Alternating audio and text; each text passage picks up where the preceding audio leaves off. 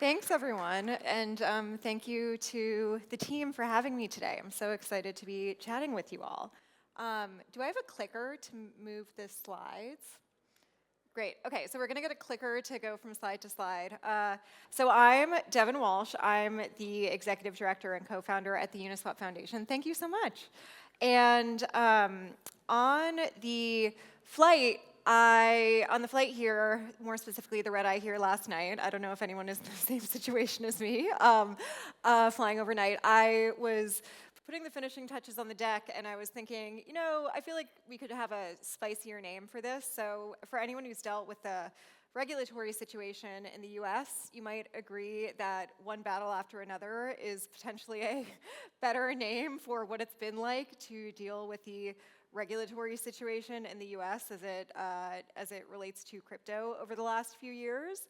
I specifically am excited to talk a little bit about, from my point of view, working on Uniswap for the last 4 years or so, what it has been like in the Gensler era as it relates to the SEC. As at the Uniswap Foundation, we have focused on, we were founded in 2022 with a focus on the community, broader ecosystem.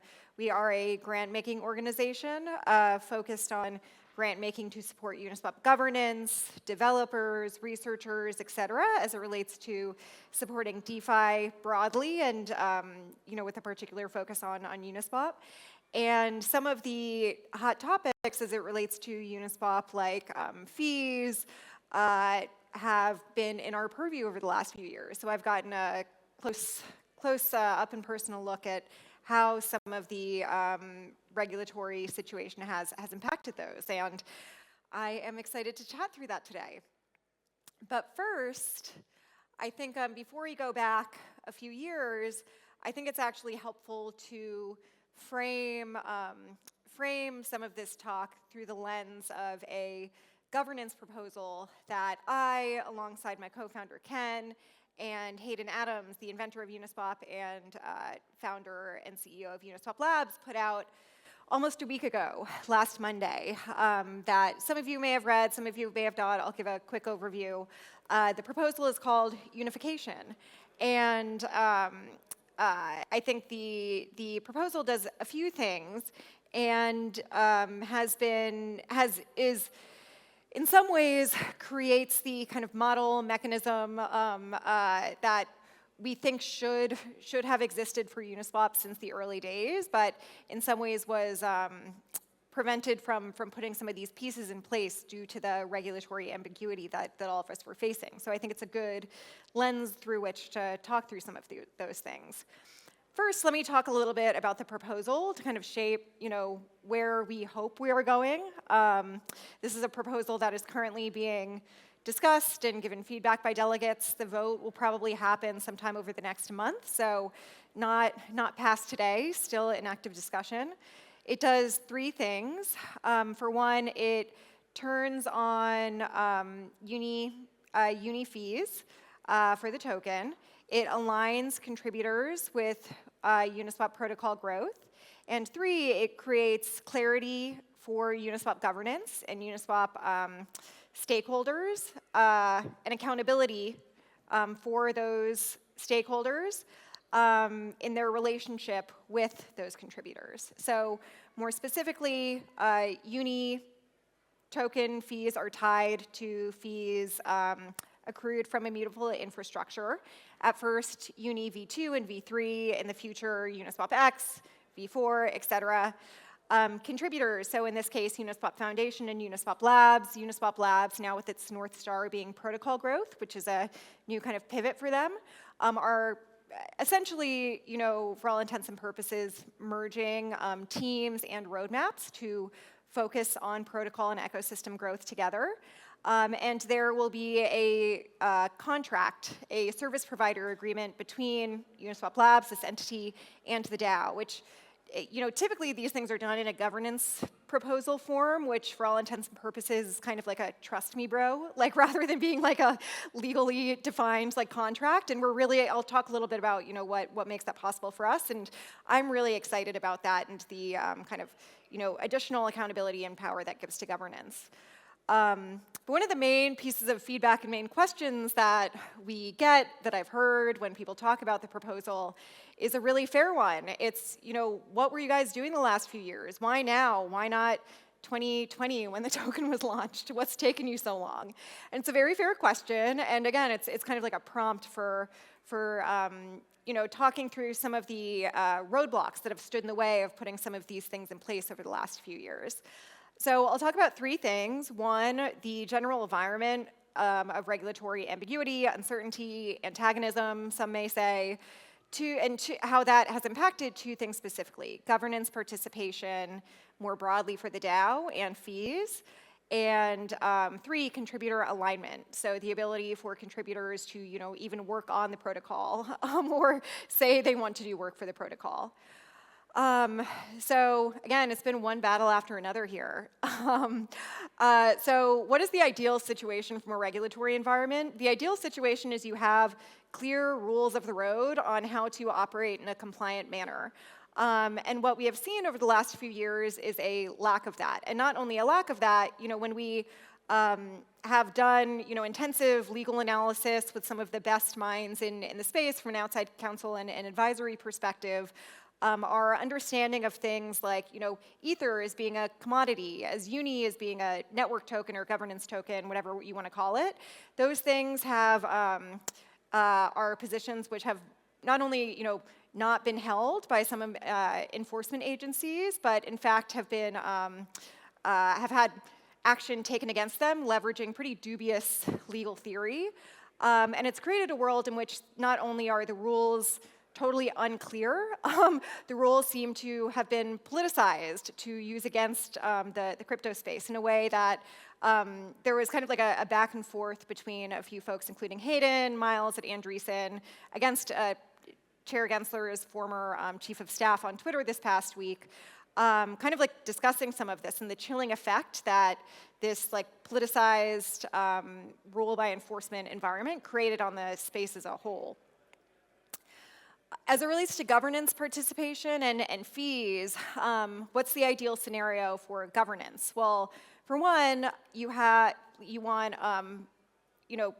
those who hold tokens participating in governance who have context into votes being held and who have skin in the game, who want like the best for the growth of the protocol over time.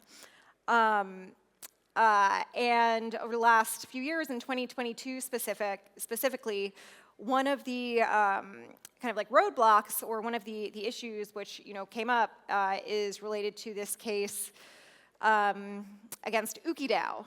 Has anyone heard of this? Does anyone know what this is? Maybe not. Okay, I see one hand.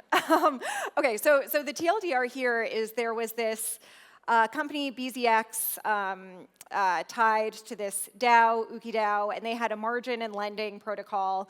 And in 2022, the CFTC took an action against the protocol, saying they were running an unlicensed commodities exchange.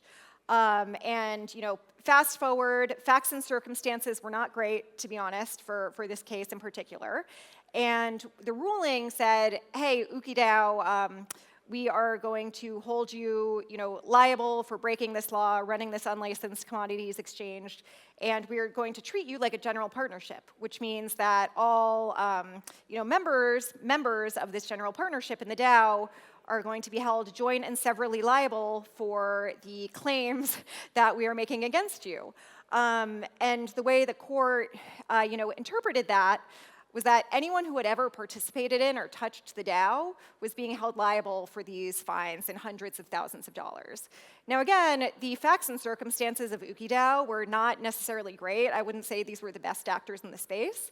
But this had somewhat of a chilling effect across other DAOs who saw the fact that a court had interpreted a DAO to be a general partnership, looked at other DAOs in the Uniswap DAO, for instance, and said, hey, if I vote in any vote for Uniswap, am I going to be held liable for anything they've done in the past or future that an antagonistic court could hold against Uniswap? That's not a great scenario.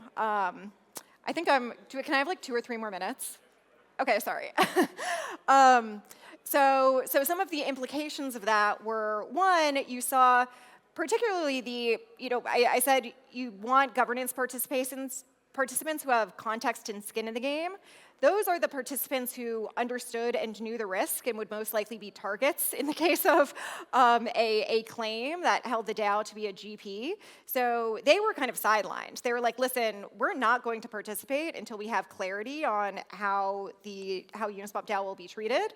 It also meant that key votes, like the vote on the fee, were stalled. Not only is that a vote that could potentially attract a lot of regulatory scrutiny, the mere existence of fees could hypothetically be used as a fact to prove that the DAO was a general partnership, hypothetically. So what did we do? One of the things that Uniswap did recently is, if we were not going to get clarity on what the treatment of Uniswap DAO would be, we were going to obtain clarity for ourselves. So over the summer, the Uniswap Foundation put forward a proposal that was voted on by other token holders in the DAO to create a Duna legal wrapper, which, amongst many, many other things, there are a lot of benefits to this proposal, provided limited liability protection for everyone who voted on proposals. So kind of, mitigated that outstanding issue for governance participation. The other piece I'll talk about here is contributor alignment. So also in maybe 2022, I actually am blanking on the date here, but the SEC, also was investigating Uniswap amongst many other Uniswap Labs, not the Uniswap Foundation, amongst many other organizations leveraging novel, untested, unprecedented legal theory as it related to AMMs, tokens, interfaces, et cetera. And Hayden has talked about this more openly, over the last week. I won't speak for him, but some of the things that he said are the kind of chilling effect that had on Uniswap Labs' ability to really do anything related to the protocol.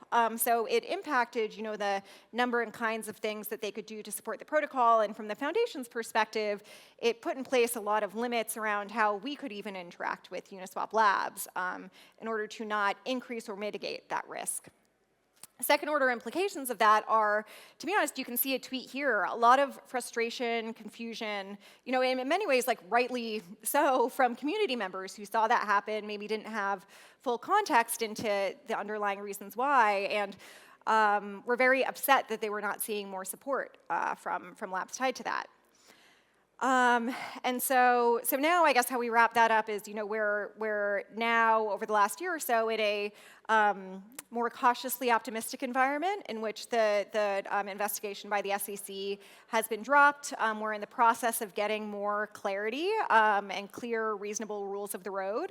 And obviously, given the unification proposal I referenced in the beginning, we're now able to actually put in place some mechanisms and a model for the protocol that supports growth and sustainability while remaining, compliant with regulations and like proper rules of the road. So looking forward, there are tools for DeFi protocols that they can use to gain clarity for themselves where they might not have it. The Duna or Borg model, which is another kind of alternative that's out there. I think Gabe Shapiro is working on that one. We're cautiously optimistic about clear and sensible rulemaking coming. And we're also excited about models that allow DeFi protocols to shine and thrive in a way that it is also, compliant with, sensible rules. And so that's that. Thank you for having me today. And sorry for going a little bit over. Yeah.